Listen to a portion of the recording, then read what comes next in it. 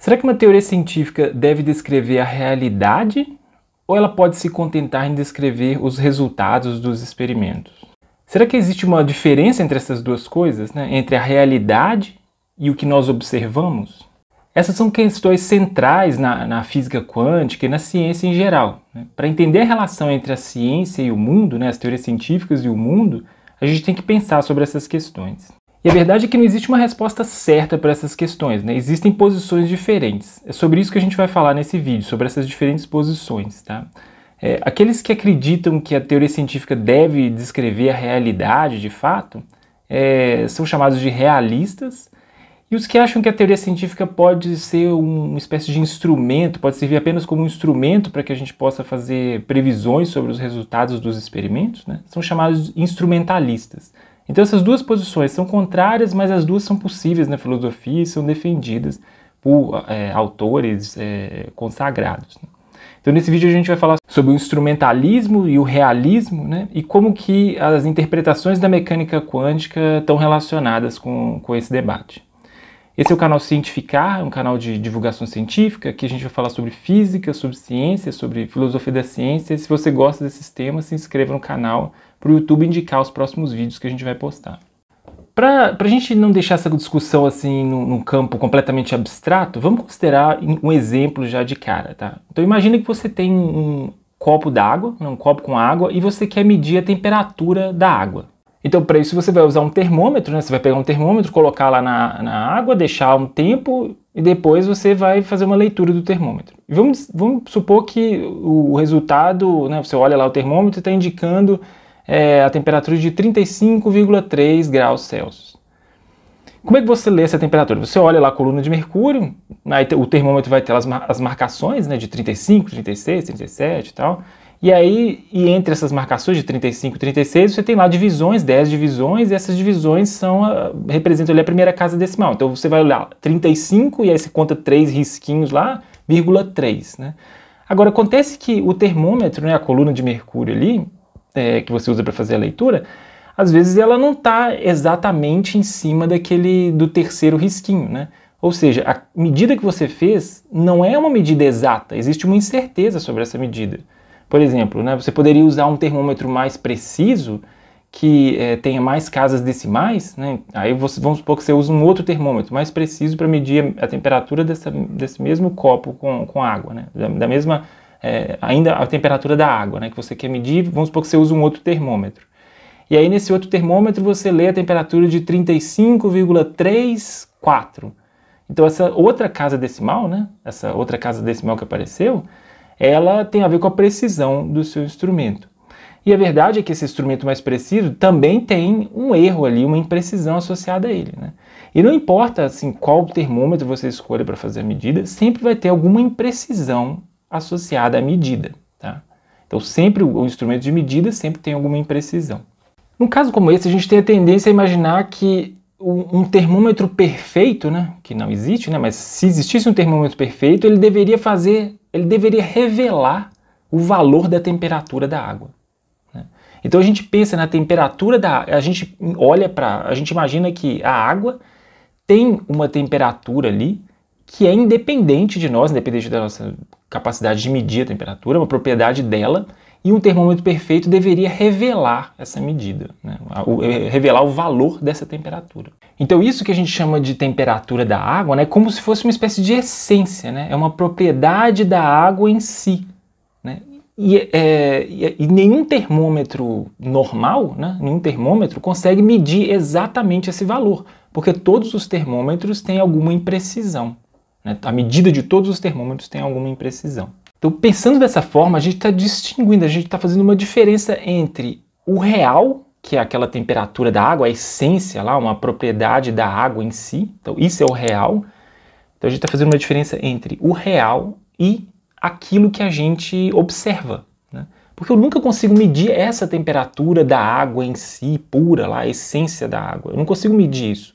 Eu tenho acesso à temperatura que o termômetro me fornece, né? Então eu não conheço exatamente a temperatura da água, eu conheço a temperatura que o termômetro me fornece. Ou seja, a gente está criando aqui uma distinção entre o que é o real, né, o que é real de fato, e o que eu observo. Dessa forma, né, a gente pensa no real como aquilo que está para além, né, por trás das aparências, né? Então, por trás das aparências você tem o real, mas a gente não consegue alcançar exatamente o valor real da temperatura da água, tá? Por isso eu digo que a gente está considerando nesse caso, né, que ele está por trás das aparências, né? O que nós temos são as aparências, né? A gente tem acesso a isso, ao resultado do experimento, ao valor que o termômetro mostra, mas aquele valor, porque esse valor é impreciso, né? Todo termômetro tem uma imprecisão, então esse valor ele vai ser necessariamente diferente do valor da temperatura real da água, tá? Essa é uma forma de pensar esse problema. Então, pensando nessa distinção, uma teoria científica ela deve descrever o quê? Será que ela deve descrever as essências dos objetos, né? Como nesse caso desse exemplo? Será que ela deve descrever essa temperatura que eu nunca consigo medir, mas que a água tem, que eu acredito que a água tem? Ou ela deve, então a ciência deve descrever isso, ou ela deve descrever os resultados dos experimentos, né? Ela deve descrever o valor que eu enxergo quando eu olho para um termômetro, né? O resultado de uma medida. O que a teoria científica deve descrever? E aqui tem duas posições possíveis, tá? Dá para defender os dois pontos de vista aqui. O primeiro, né, aqueles que acreditam que a ciência deve descrever o que é as essências, né, o que está por trás das aparências, então a essência de fato, é isso que a ciência deve se preocupar. Esses a gente pode classificar como, esses filósofos, cientistas, né, a gente pode classificar como realistas. Tá? Eles defendem que a ciência deve se preocupar com isso, né, com a realidade última das coisas, não com as aparências, mas sim com a realidade que está para além das aparências. Tá?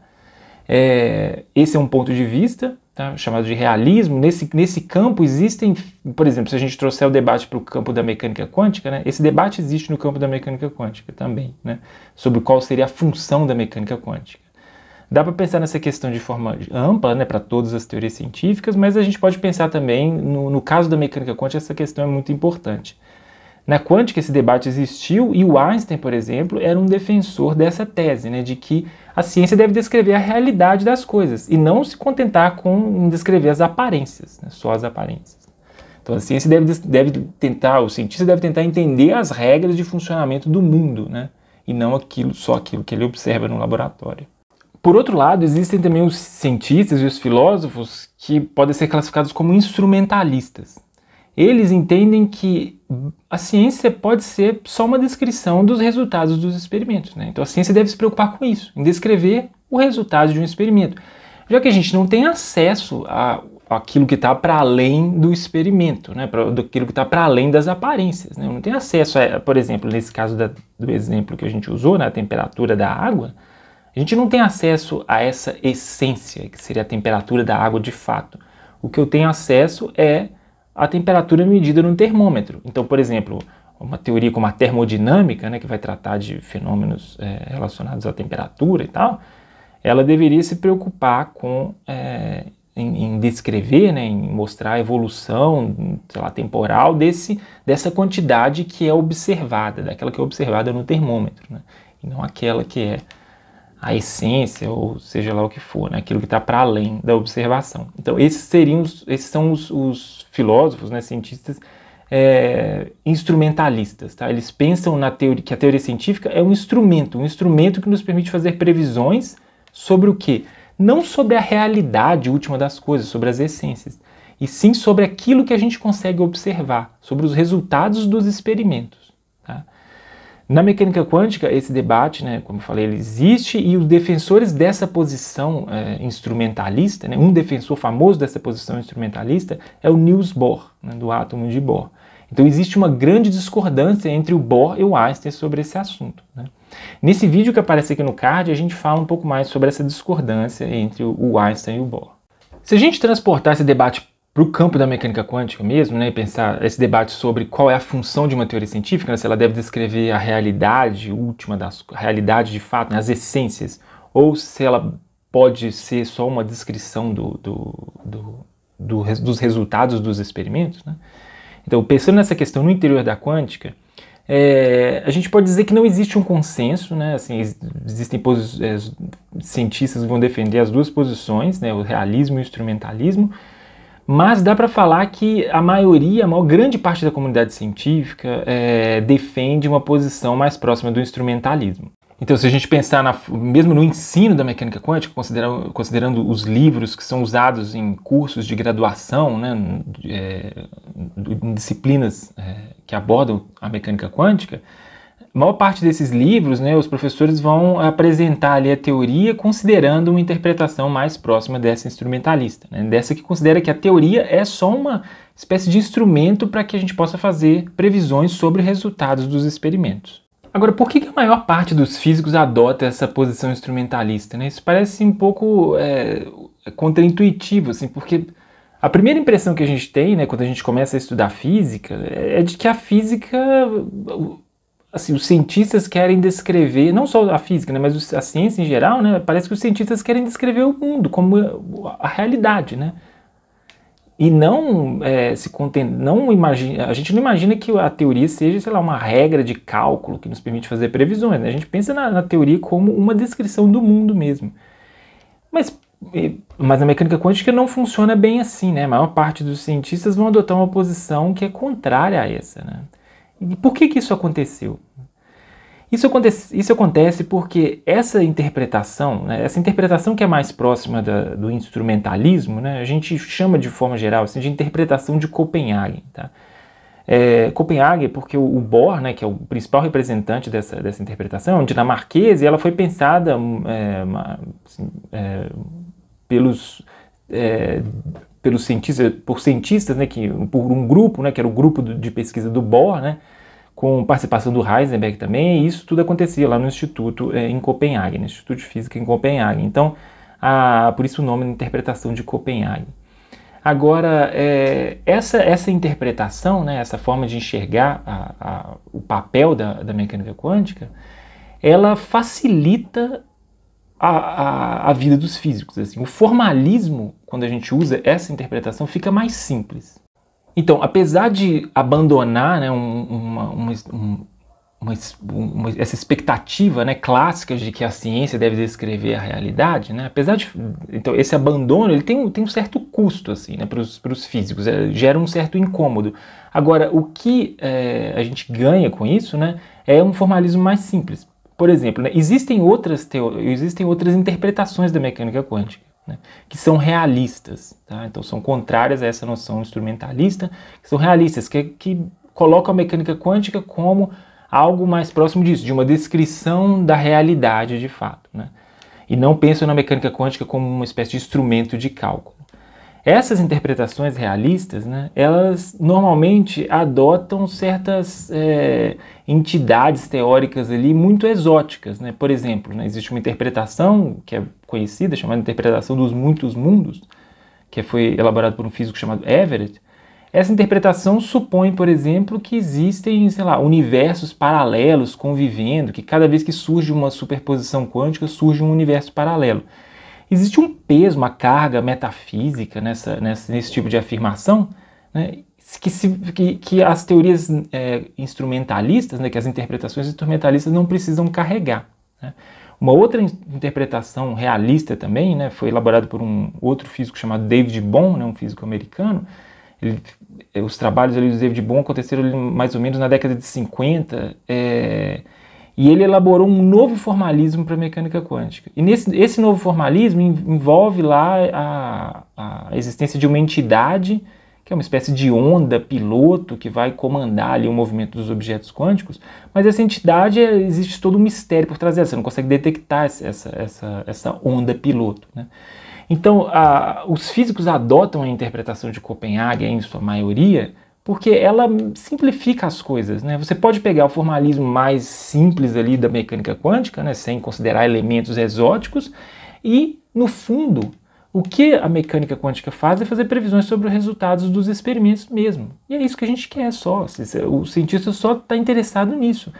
Já que se a gente for pensar na realidade que está por trás das experiências, né, por trás da observação, né, então essa ideia de que existe algo por trás da observação, essa essência, né, que está por trás da observação, a gente não tem acesso empírico a ela. Então, como as teorias que nós usamos, elas são testadas no laboratório. Então, para a gente saber se uma teoria é boa ou não, a gente olha para o resultado de um experimento, né?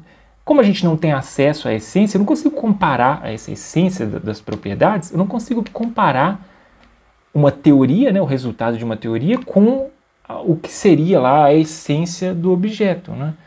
Então não tem sentido pensar que uma teoria descreve a essência das coisas, né?